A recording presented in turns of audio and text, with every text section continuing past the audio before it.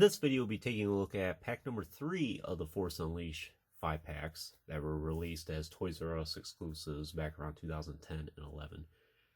So I think this pack is actually treated as like a separate entity from the other two. So the first two on the packaging, they're labeled as pack 1 of 2 and then 2 of 2. And this one seems to, even though it's like an unofficial 3-pack or unofficial 5-pack, or how do I phrase it? Unofficial part 3 5-pack as part of that set. It was a Toys R Us exclusive, if I recall correctly. But instead of this being released under the Legacy Collection banner, this was released under the Shadow of the Dark Side banner, which, as far as I know, or as far as I can tell, the Shadow of the Dark Side line, yes, it's kind of treated as its own separate line, but it's basically the Legacy Collection and the Clone Wars that were kind of meshed together at the time. So this is a very nice set. I would argue in some ways it might be the best set of the 3. Of course, we got Darth Phobos here. It's a highly sought after character, and she's probably my favorite one out of this set. Very interesting design, as you can see. I have tried reading more about her character before, and there's just not a whole lot of content out there. I think she's some ancient Sith, maybe even during the Knights of the Old Republic time, or somewhere in that range. And then outside the Force Unleashed, there's just really not a whole lot more of her story. She was featured, I think, in the PlayStation 2 in the Wii version. I don't recall seeing her in the Xbox or the computer, the PlayStation 3 version of the game. I didn't even really know about her character so much until a couple years after the fact, because I played the Xbox 360 version of the game at the time, and I never really dived into the PS2 or the Wii version. I have watched a couple walkthroughs of it on YouTube, and I like how the game is just different enough to where it's like a totally new game, and I do recall Phobos is featured in that. I think she might be in some of the bonus content for the 360 or the PlayStation 3. I'm not sure. I have to go back and check, but I do think she's in something. Then we have some, of course, Lord Starkiller here, which this is, in my opinion, this is like the interpretation of Starkiller if he formed completely into the dark side, or he joined the dark side completely and then maybe defeated Vader, but he didn't get disfigured or dismembered in any way and became the Sith Stalker. This is kind of that interpretation of that, as far as I can tell. Then we have some really nice characters in this, and this is the Imperial Navy Commandos, which if I could vote for one set of troopers to get a troop builder pack, I think the Navy Commandos here would be great contenders for that, and I think a lot of people would love to army build these. Unfortunately, we only got the 2, and of course, unless you buy multiples of the set or you get on eBay and buy them loose, it's not feasible for most people, so you're just stuck with the commander and the regular trooper here in most cases. But I think a lot of people would like to have a dozen of these even. And some of the nicest troopers I think that Hasbro's ever made, and I'll touch on why that is in a little bit.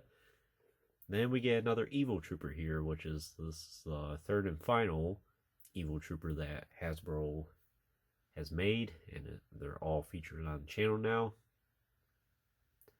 And as far as I can tell about this Evil Trooper, I think he's kind of like an early adaptation of what the Evil Trooper looked like, or what they were going for. More in the concept art category. This is kind of like the first iteration of him before he was he looks of how he did in the 30th anniversary figure. As you can see, he's a lot more plain white and gray, so that's why I think that he's just kind of like a rough draft of what the Evil Trooper would become. But still nice we got him. Something unique to bring to the table. I have mentioned previously before too, I did not buy this set brand new. I'm pretty sure I got all the troopers here. It was one lot on eBay in an auction. I got Starkiller by himself in an auction as well. And then Darth Phobos here. So this particular Darth Phobos, I bid on eBay. I lost it. I came in second place. Then about a week later, and this was on February 22nd of 2018, I got an offer from the guy on eBay saying, buyer didn't pay, do you want it? And it was $60. So I went ahead and got it. Unfortunately, it worked out in my favor, and I think $60 for Darth Phobos isn't too bad in recent years. But I did get these all around the same time. It was around 2000. Actually, no, I think I got the Navy Commandos here and the Evo Trooper in December of 19, I think it was. Somewhere in that range. But regardless, I got them sometime between 2018 and 2020. I know I got Phobos first, and then I think I got the Lord Starkiller, and then the 3 followed. So we'll just go ahead and take a look at each one of these individually. And we'll start with the man here first, Lord Starkiller. Very nice action figure. I know he's highly sought after with good reason.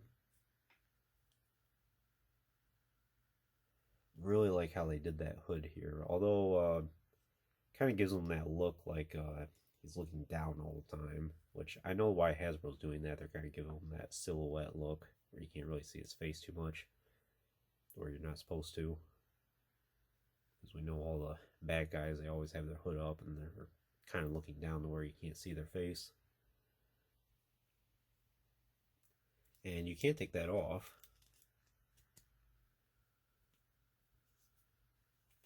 Red on the inside, tightly sculpted hood and cape, which looks pretty good. Kind of reminiscent of kind of like Darth Malgus and Vader a little bit.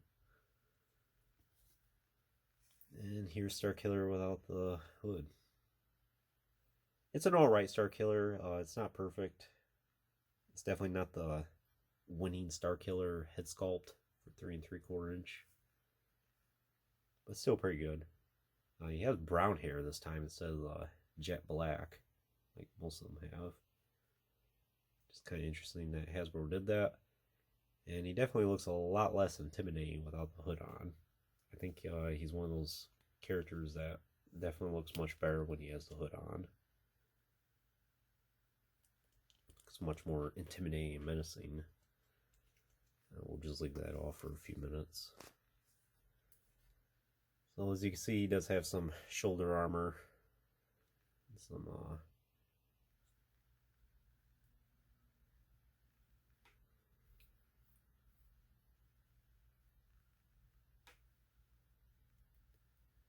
nice belt there. It's an extra lightsaber blade, and he does have a plastic skirt here, which it does have a cut in it. So if you want to articulate his legs, it's certainly doable. It is red on the inside there.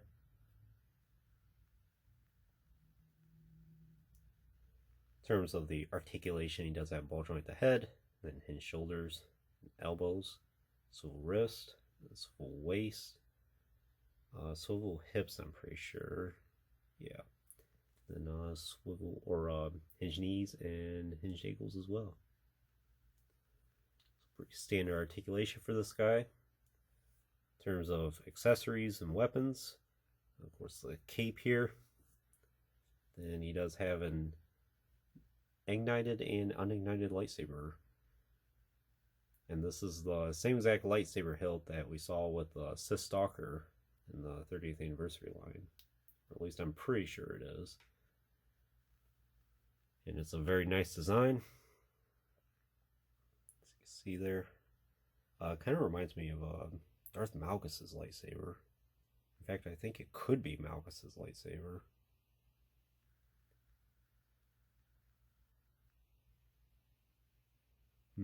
I wonder if that's the correct accessory for him, because as you can see,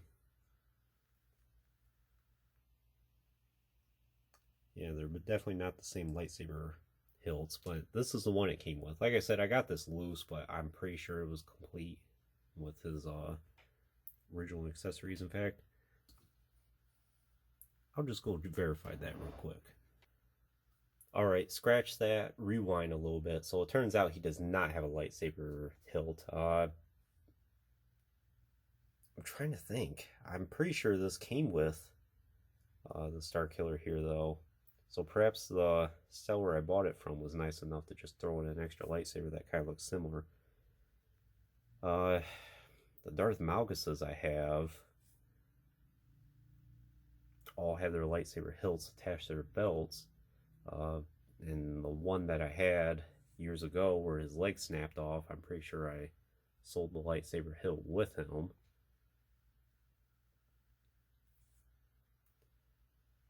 So yeah, he does not have an unignited blade, or an unignited hilt, I should say.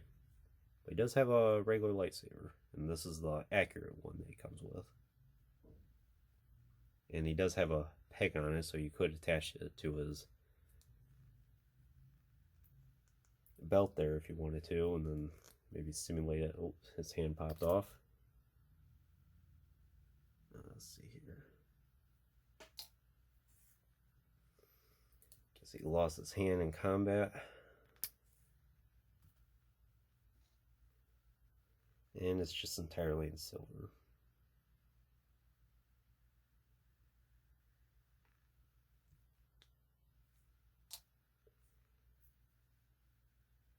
Let's see here. Yeah, so you could do something like that where it's a trick where maybe someone's trying to take the lightsaber from him and then he uses the force to ignite it and slashing their hand off or something.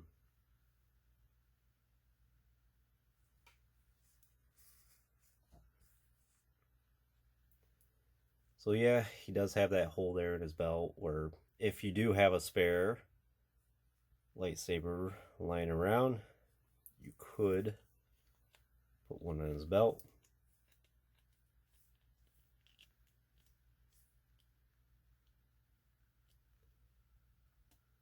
So that's the Lord Starkiller. Take a look at Phobos next. Like I said, I think this is my favorite action figure out of the set.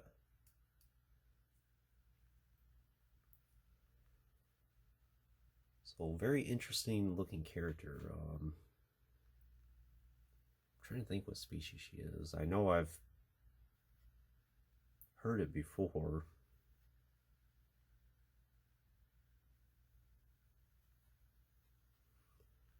So she is wearing an outfit and a loincloth, as you can see here. It doesn't really look like it because of the design she has.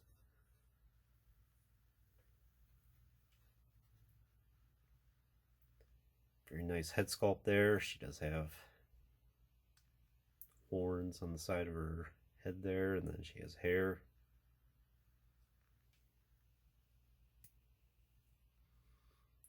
Nice paint in the face.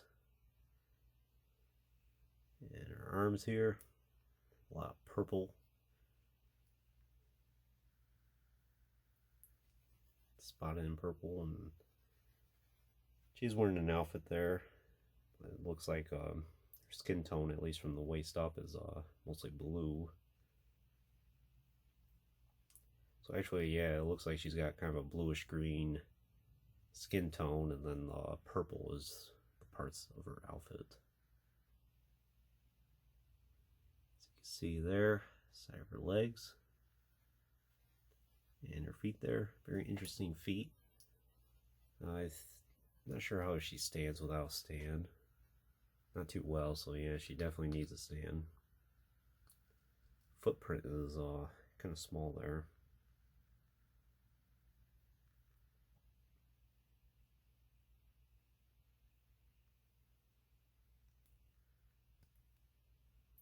In terms of the articulation for Darth Phobos, she does have a ball joint to head. Kind of restricted by her hair there, but it's not too big of a deal. She does have hinge at the shoulder and hinged elbows, swivel forearms, I would say, and swivel waist, and swivel hips, and then hinge knees and nothing in the ankles. In terms of weapons and accessories, she only comes with the one red lightsaber here. which is, as far as double-bladed lightsabers go, I think this is a much bigger one compared to what they usually give to Darth Maul, for instance.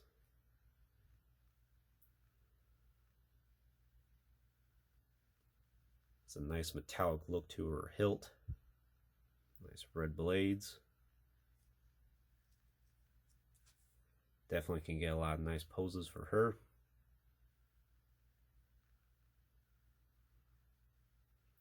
Looks like she has those armbands there as well. Interesting detail.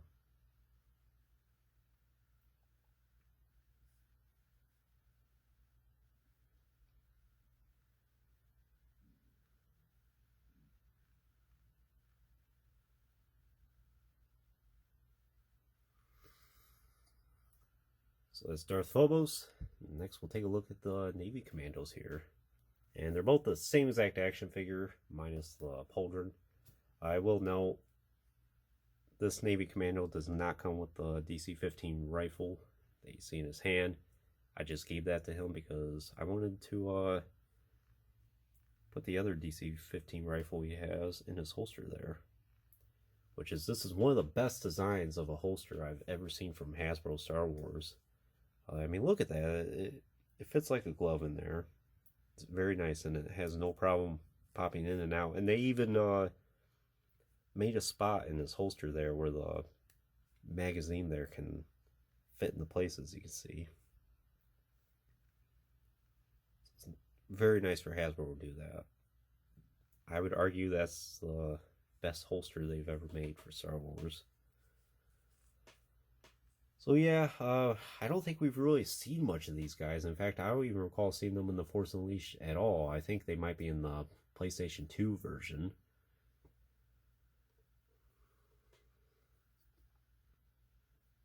And outside of the Force Unleashed, I don't recall seeing them anywhere else, which is unfortunate because it seems like such a cool trooper design that you would see in other media. Interesting armor design as well. Seems like it's kind of a combination of like the same helmet that the Imperial officers would wear, like General Veers, and then like a Stormtrooper helmet sort of to go along with that. And nice armor design as well.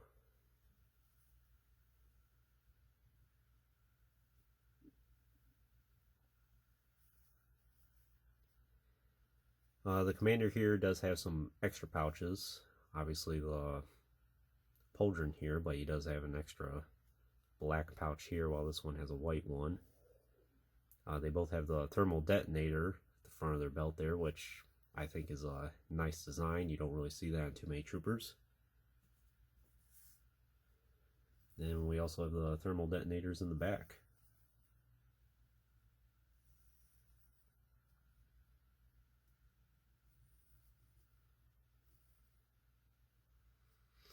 Extra magazines. Of course, this one's more attached to the pauldron, while this one's somehow attached directly onto the armor.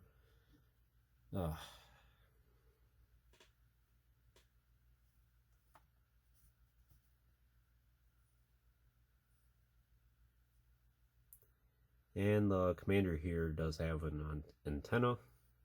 It's not movable in any way. They both have the backpacks here. Kind of looks similar to the Sand Trooper one, but backwards, and they specifically have to go in that way, if I recall correctly. Yeah, so you can see it kind of has like a very interesting shape to it, and that's the only way it will go in. It does stay in the place pretty good. In terms of the articulation, he does have a ball joint at the head, and hinged shoulders and elbows, swivel wrists. Joint at the torso, very nice range of motion there. As you can see, you can go all the way back like that, and you can even crunch forward a little bit. So very nice articulation there. He does have swivel hips, then hinged knees and hinged ankles. As far as I know, I think this tooling is totally unique for these commandos as well. In terms of weapons and accessories, they just come with the DC-15 rifle here, the shorter one. This one still has the elastic bands on them. I might put an extra one in his holster there at some point.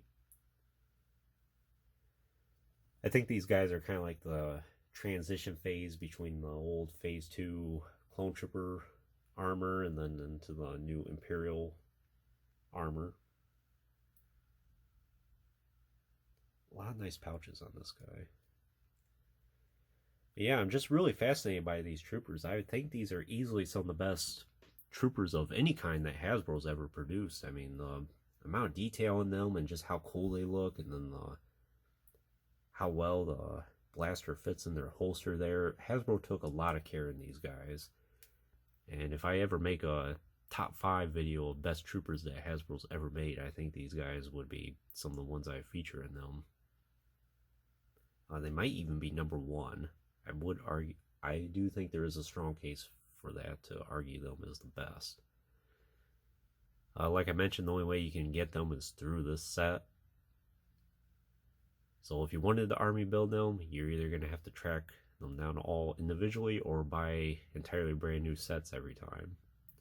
Which I don't think people are going to want more than maybe 1 or 2 commanders, and then they'll probably want like a dozen of these guys. So yeah, I'm sure Hasbro has the old blueprints for the toy for these just lying around at HQ. So this would be a perfect time to get out a troop builder set of these guys. Do a commander and then do 3 of the Navy commandos here. I think a lot of people will like that. Leaving money on the table. And last but not least, we have the Evo Trooper here, which I've talked about so many times before. Nothing new about this other than the paint. Same accessories. He has the DC-17 pistols and then the Sand Trooper type rifle. This one's cast all in black. Like I mentioned, I think this is more of a concept art Evo Trooper, maybe the first interpretation of him, or the first draft of him, or what he would look like. So you can see he's mostly white and gray with some black in his backpack there. Other than that, there's really nothing new about this guy than from the other Evo Troopers I've featured on the channel. And this is the last one that Hasbro has released, which has been 12 years now at this point. Would be nice to get one in the Black Series line, and maybe even this would be a great troop builder opportunity for this guy as well. Get a bunch of Evo Troopers out there. In terms of the articulation, he does have a ball joint at the head, then hinge shoulders and elbows, swivel wrist, swivel waist, swivel hips, and then hinge knees and hinged ankles.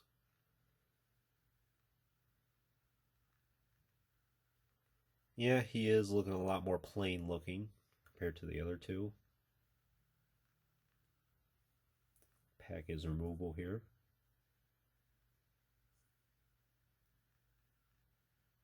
This one's mostly black.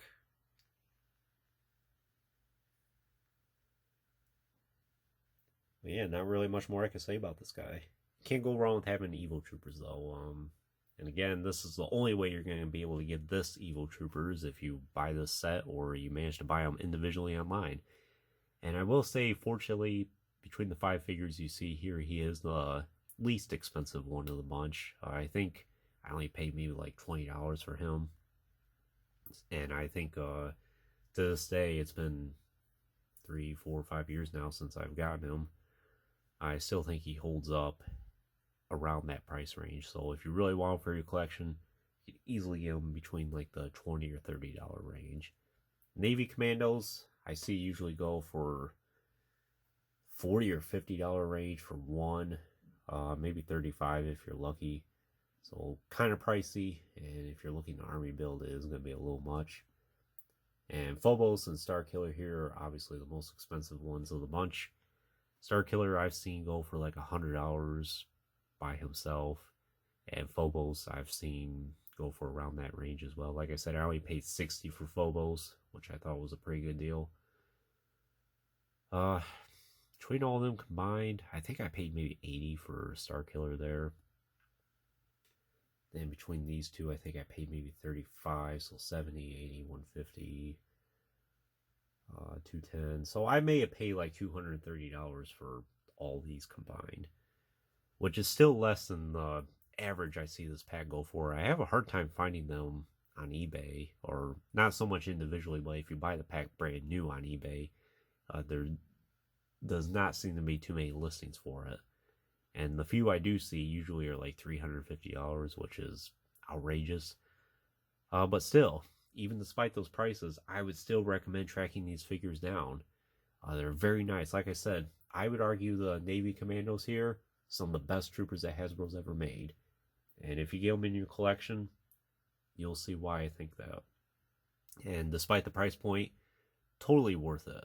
If you're going to go for the best of the best, you really can't put too much of a price on it. The Evil Trooper is always nice to have. Star Killer is always nice to have. And of course, Phobos. If you're a big fan of Jedi and Sith, Phobos is an essential one. And very unique Sith as well. Most of the Darths that Hasbro has made are usually noted characters like Vader, Insidious, and Plagueis, and Nihilus. We don't get too many outliers here and there, and Phobos is definitely an outlier.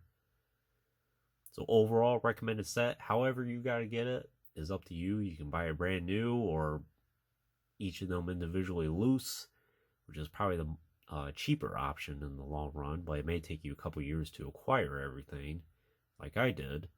But once you have them all, it's totally worth it. And it's a very nice set. And, yeah, highly recommended.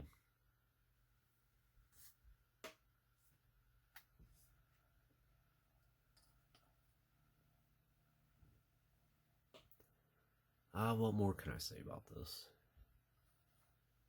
I think this was some of the last Force Unleashed action figures we got for quite a while as well. We did get the repack of the Star Killer from the Vintage Collection in the Black Series line.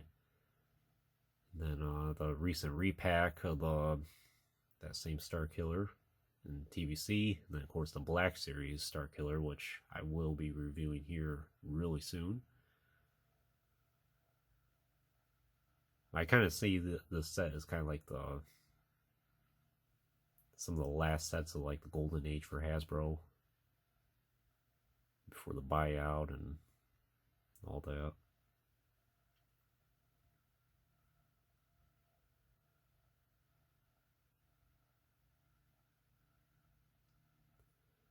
But yeah, that's pretty much all I can say about this.